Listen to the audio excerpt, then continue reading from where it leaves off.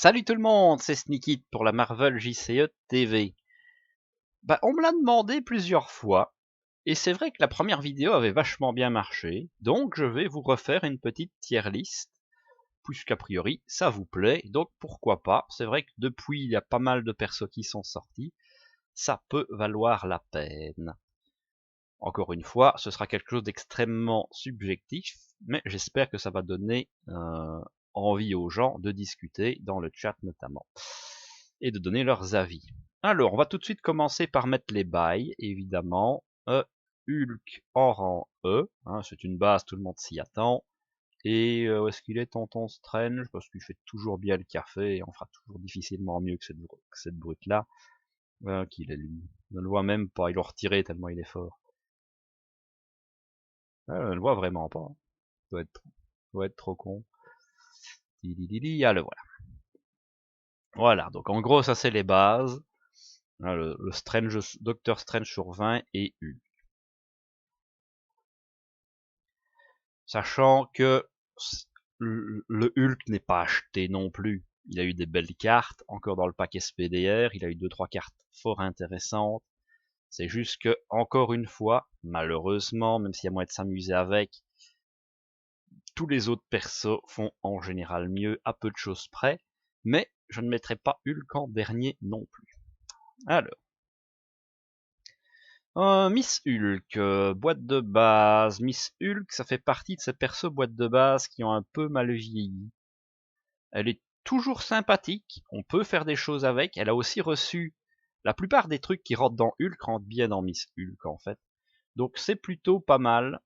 Maintenant voilà, pour le solo, le 1 de contre, elle a des trucs simples. Ses cartes de contre elles-mêmes sont assez mauvaises, notamment celle que je ne comprendrai jamais là qui fait ouais, pour 0, défausse X cartes et contre à X.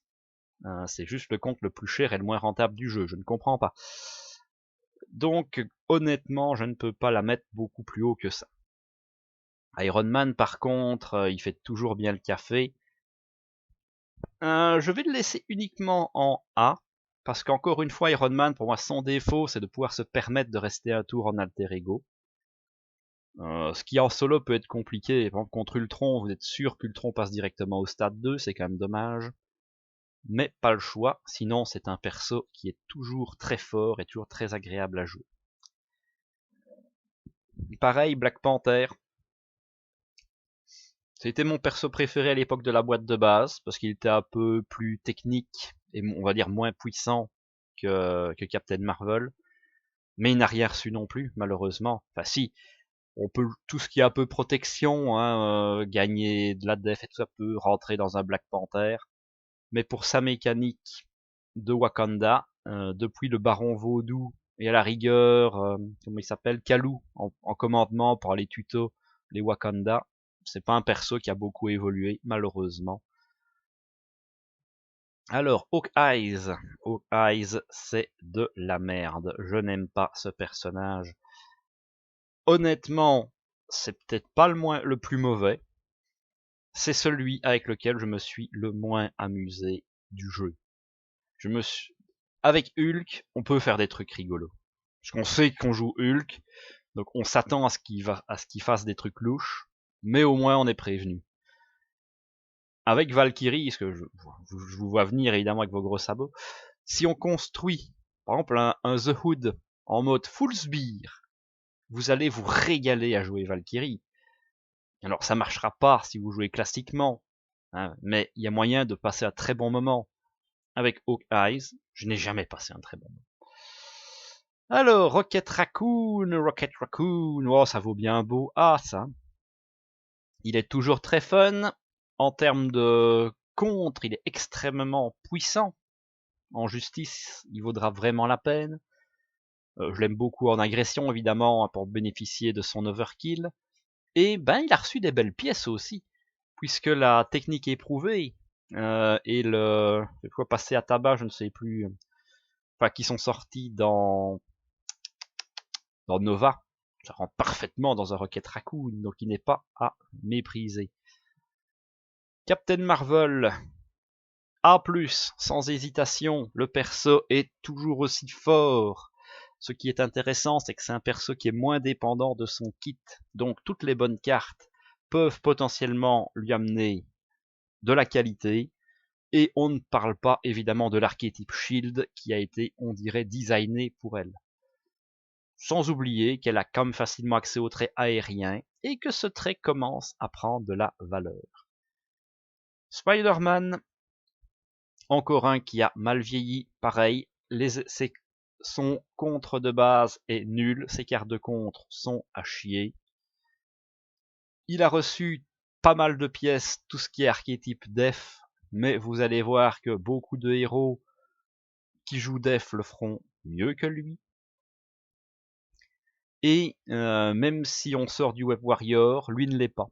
On aurait apprécié franchement ce petit effort de ressortir une carte en lui mettant le trait Web Warrior, plutôt que d'essayer de nous prendre pour des cons en nous disant « Hey, mais c'est pas grave, regarde, guerrier de la grande toile permet de donner Web Warrior à un Spider !» J'ai pas envie de perdre mon temps avec ça, surtout que guerrier de la grande toile n'amène pas grand chose d'intéressant. Captain America, entre les deux, j'hésite vraiment. Pour l'instant, je pense qu'il vaut... Non, si je me base sur son kit à lui, ça vaut du A. On aime sa grande polyvalence, son untap auto-include, et le fait qu'il ait des cartes pour toutes les situations. Il a un allié qui est très correct, il a de la génération de thunes, il a de la pioche et de la régène avec son appartement, des bonnes baffes, du contrôle, tout ce qu'on aime. Miss Marvel, ouais, celle-là, encore une fois, je la monte, parce qu'elle vaut clairement la peine, elle fait beaucoup le café, et c'est un héros qui ne peut que gagner en puissance. Et puis il a vraiment eu des très bonnes cartes aussi qui sont sorties. Tous les événements qui sont bons en fait vont dans Miss Marvel. Encore une fois, les cartes que j'ai citées pour Rocket Raccoon peuvent sans souci rentrer dans Miss Marvel, avec la technique éprouvée et le machin là, qui fait piocher les cartes rouges. Il y a moyen de faire des trucs complètement dégueux. Alors Thor, histoire de ne pas trop floud, là je vais le mettre peut-être en B, B+. C'est aussi un héros qui est très bon, très agréable à jouer, mais il est axé sur les sbires, et des fois il y a des paquets où il n'y a pas de sbires. Notamment par exemple, comment il s'appelle encore celui-là, les Sinistres 6. Si vous jouez Thor, vous allez vous faire un petit peu chier. Donc c'est pour ça qu'on va être raisonnable et pas le faire monter trop haut. Maintenant, encore une fois, dans un paquet plein de sbires, ben oui, ça monte en A, voire en A+. Black Widow, elle a mal vieilli. Elle a mal vieilli, Black Widow, faut reconnaître. Elle a pas touché de nouvelles pièces très intéressantes. Les méchants deviennent un peu plus violents. Je pense qu'en solo, elle est toujours bien, parce qu'elle amène toujours du confort. En multi, elle commence à être pas mal à la traîne. Elle se fait dépasser assez facilement. Pourtant, ça reste un de mes héros de cœur, mais ça devient compliqué pour elle. Spider-Woman en A, peut-être en A+. Pour l'instant, on part sur du A aussi. Aussi un héros très polyvalent, de très très bonnes cartes. Elle a reçu des pièces très sympas. Je pense notamment aux cartes qui sont sorties dans Ironheart, un héros vraiment très bon. Elle est pas Spider, donc elle a pas accès au Web Warrior non plus. En vrai, je pense qu'on s'en cogne. Je me vois mal jouer l'archétype Web Warrior. Oui, j'avoue ils ont mis des Web Warriors dans toutes les couleurs. Et encore que, non, il n'y a pas de Web Warrior rouge, c'est du jaune et du vert principalement. Donc ouais, le A ça vaut bien la peine aussi. Ant-Man, ça va faire râler des gens. Honnêtement, moi je le vois en B. C'est un bon héros. Pareil, c'est un héros qui joue avec ses pièces, il n'a rien reçu, Ant-Man. Pourtant, il a ses armées de fourmis, c'est du caviar, c'est extrêmement fort. Mais voilà, j'ai pas eu des cartes qui m'ont dit « Ah ouais, je veux ressortir Ant-Man ». Mais voilà, je sais que beaucoup de vous le mettront au moins au rang A. Moi, c'est une... Voilà, encore une fois, c'est personnel, c'est ma tier list, à moi tout seul. La guêpe, honnêtement, elle devrait peut-être être en C. Moi, j'ai toujours beaucoup d'affection pour ce personnage. Et je trouve qu'elle a reçu aussi des pièces très sympas, notamment le génie, qui rentre très bien dans son deck, et qui vont lui amener du pognon en plus. Maintenant, c'est vrai que pour du solo, c'est pas le perso qui est le plus adapté, on va dire. Par contre, sur une table multi, en perso qui va faire un peu le soutien, tu vois, qui va compenser les faiblesses des autres joueurs, je trouve qu'elle fait très très bien le café. Quicksilver, ah, mériterait presque le S+, le A+, aussi. Extrêmement fort, Quicksilver. Extrêmement fort. Pas le plus amusant, mais très fort. Pareil, les cartes, le département recherche et développement. Je pense que j'ai pas présenté le deck mis à jour. C'est vrai que j'essaye de refaire le défi de Steve Kimmel. J'aimais beaucoup ces vidéos défis où il faisait des trucs un peu débiles pour montrer ce qu'on pouvait faire si on prenait le temps de se mettre des combos. De mémoire, j'ai fait un tour à plus de 120 dégâts. Ça vous donne une petite idée de ce qu'on peut faire avec lui. Alors oui, c'est long et laborieux, ça ne sert à rien. Mais pour le sport, c'est beau. La sorcière rouge. Est-ce que je suis honnête ou pas? Si je suis pas honnête, ça vole en rang B, parce qu'elle me casse les couilles. Si je suis un peu plus en A, je vais quand même la mettre en A, même si j'ai du mal à comprendre. C'est fort, elle a des meilleurs contres du jeu, je ne discute pas là-dessus, mais je n'aime pas sa mécanique. Et honnêtement, j'ai été voir le dernier film Doctor Strange, j'ai démonté le deck de la sorcière rouge en rentrant parce que ça ne me donnait même plus envie de la jouer. Parce que en Hulk, tout le monde aime Hulk fondamentalement. Donc même si le deck est mauvais, des fois t'as envie de sortir Hulk. Là, le perso, il n'a aucun charisme. Voilà. Je n'aime pas ce personnage et son effet pourri. Et je n'aime pas la notion de hasard. Voilà. Il y a déjà beaucoup de hasard dans la pioche. Ça me suffit. Groot, un rancé, c'est un très bon tank, mais il est coltiné à ce rôle malheureusement. C'est dur de l'en sortir, donc ça ne vaut pas beaucoup plus. Star-Lord, je vais le laisser en C aussi. C'est un héros qui peut être très fort, mais qui est aussi très dangereux. En tant que joueur multi, c'est un héros qui peut être aussi frustrant pour les autres joueurs, parce qu'il va amener des cartes qui vont peut-être foutre la merde. Quand si vous ramassez en permanence les obligations des autres joueurs, ça peut évidemment frustrer. Si vous requérez une def tous les 2 tours aussi. Donc voilà. Mais fondamentalement, ça peut être très fort aussi. Gamora, elle est très très bien. Elle a aussi gagné beaucoup de pièces intéressantes pour jouer sa mécanique, puisque tout ce qui est événement rentre très bien. Évidemment, elle pêche par les héros qui sont résistants aux contres, parce que Gamora est un héros qui aime le stunlock. Donc les héros qu'on ne peut pas stunlock, évidemment, c'est problématique. Drax vaut un bon rang B. Il tape très bien, il est rigolo à jouer. Son contre est fort problématique. Pour du solo, il serait peut-être même en rang C. Là, j'essaye de faire, on va dire, solo et multi. Pour peu qu'il y ait un pote à côté qui va s'occuper du contre, le joueur de Drax va s'amuser et faire bien le taf. Venom A+, on n'hésite même pas, il est très très fort, Venom, il est polyvalent, il amène plein de trucs, et il génère de la thune. Générer de la thune, c'est toujours monstrueusement fort. On dira ce qu'on voudra. Adam Warlock. Rang B, pour sa technicité, parce qu'il est compliqué à utiliser, mais il est extrêmement fort aussi si vous prenez le temps de bien le deck build, de bien réfléchir à ce qu'on peut faire avec. C'est un héros qui peut être très très fort, mais qui est compliqué. Spectrum, rang A. Elle est très forte.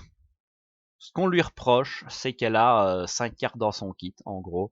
C'est toutes les mêmes cartes qui reviennent en x3, sauf l'allié et la générateur de thunes. Donc en lui-même, le perso, on va dire, est un peu plat.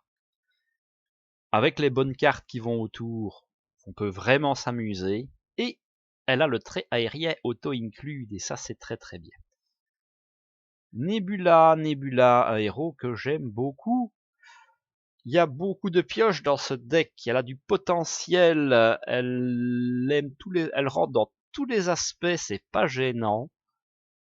Je réfléchis, je me dis qu'elle a pas beaucoup gagné de pièces, mais ça fait partie de ces personnages qui n'ont pas beaucoup besoin de pièces pour faire tourner leur mécanique. Leur mécanique tourne indépendamment. Et ensuite, on met ce qu'on a envie. Vous avez envie de taper, bah, vous mettez de l'agression. Vous avez envie de contrer, vous mettez de la justice. Ça va bien marcher. War Machine, évidemment. Je l'aime beaucoup aussi. Lui aussi pourrait presque aller en A+, mais on va se gâter après. Le shield lui a fait beaucoup de bien, puisqu'il amène le compte qui lui manquait. Mais le deck reste très bon, puisque contrairement à certains anciens héros qui sont pénalisés par leur contre un peu faible, War Machine, lui au moins une très bonne carte de contre dans son kit auto-include, et en plus peut la faire remonter dans son deck. Ça compense beaucoup mieux sa faiblesse, à mon avis. Valkyrie, sans surprise, rang E, le perso a été mal designé et c'est dommage.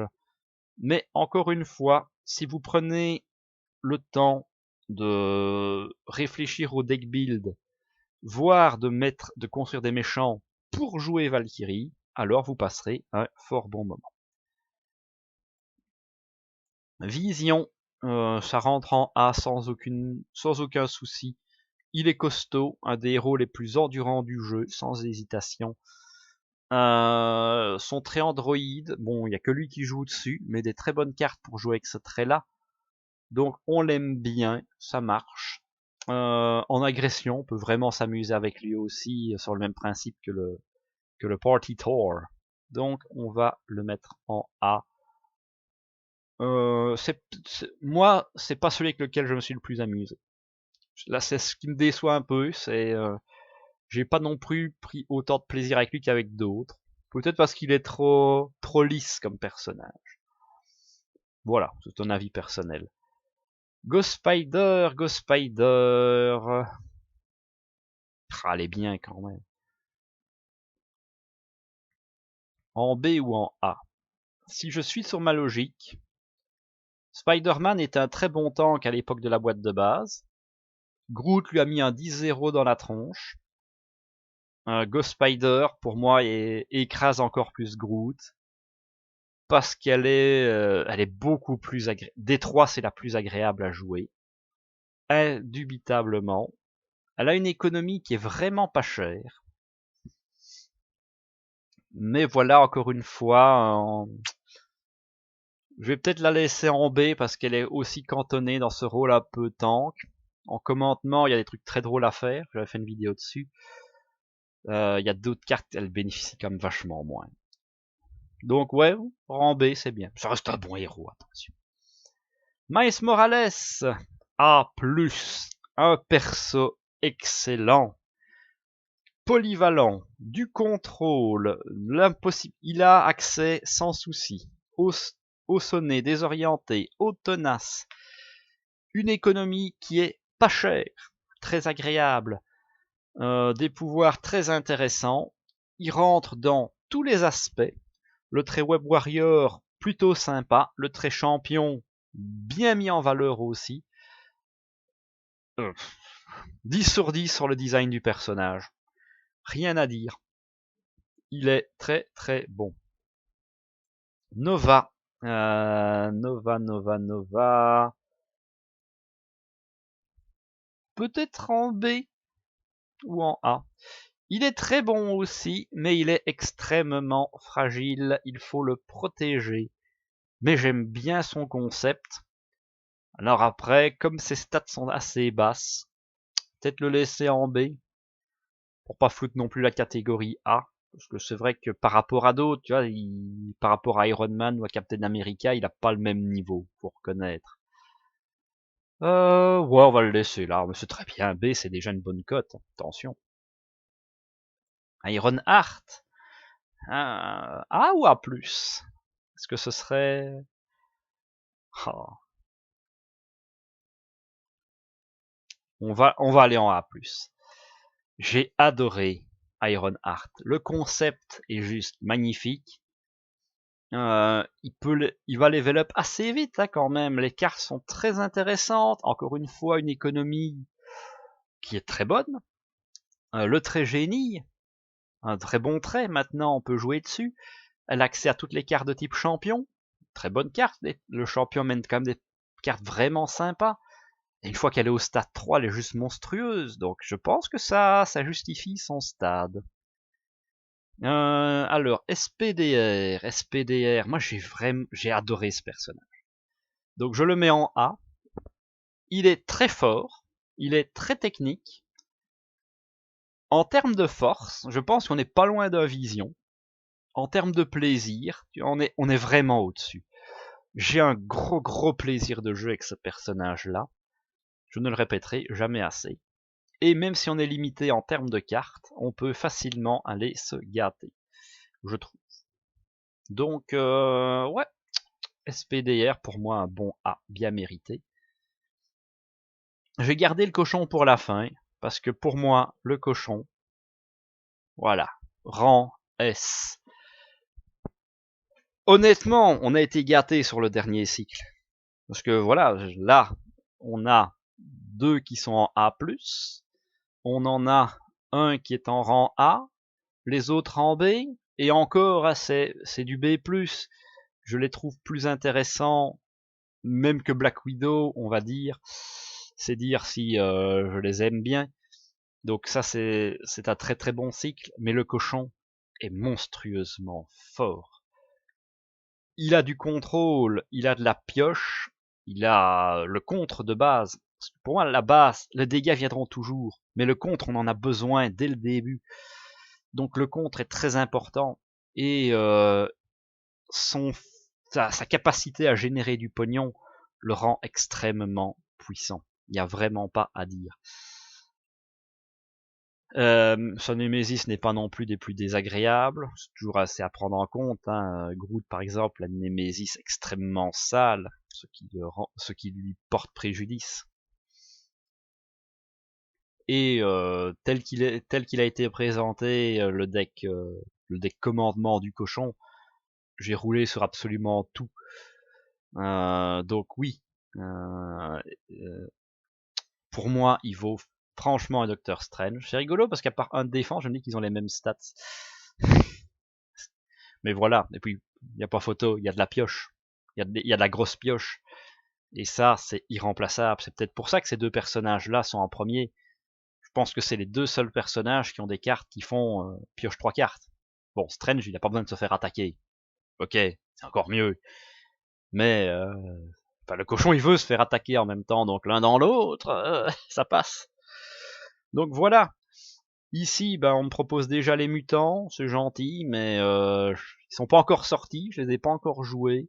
Donc ça, je vais m'abstenir, même si j'ai déjà une petite idée de ce qu'on va aimer et ce qu'on va moins aimer. Pour ceux qui sont curieux, je suis pas convaincu par Shadowcat. Mon meilleur pote, lui, l'adore. Voilà. À voir, hein. De toute façon, faut jouer pour avoir le plaisir des cartes. Celui que j'attends le plus, c'est Cyclope. Franchement, c'est lui qui me vend le plus de rêves pour le moment. Mais voilà, ça c'était pour la petite aparté. Ben voilà, j'espère que cette vidéo vous a plu. C'est le but, hein. On me l'a demandé, je vous ai gâté, j'espère que vous serez d'accord. Si vous êtes d'accord avec moi, n'hésitez pas à le dire. Si vous n'êtes pas d'accord, bah dites-le encore plus, parce que c'est vraiment ça qui est intéressant, d'avoir du débat. J'espère qu'on va pouvoir un peu discuter dans les commentaires là-dessus, et d'avoir votre opinion aussi, ça m'intéresse. Il me semble que la première fois j'avais fait j'avais fait deux tier list, hein, solo, multi. Là j'ai vraiment pris globalité, pas me prendre la tête non plus. Si vous n'êtes pas abonné à la chaîne, mais abonnez-vous, ça ferait toujours plaisir. Et en attendant une prochaine vidéo, je vous dis à la prochaine!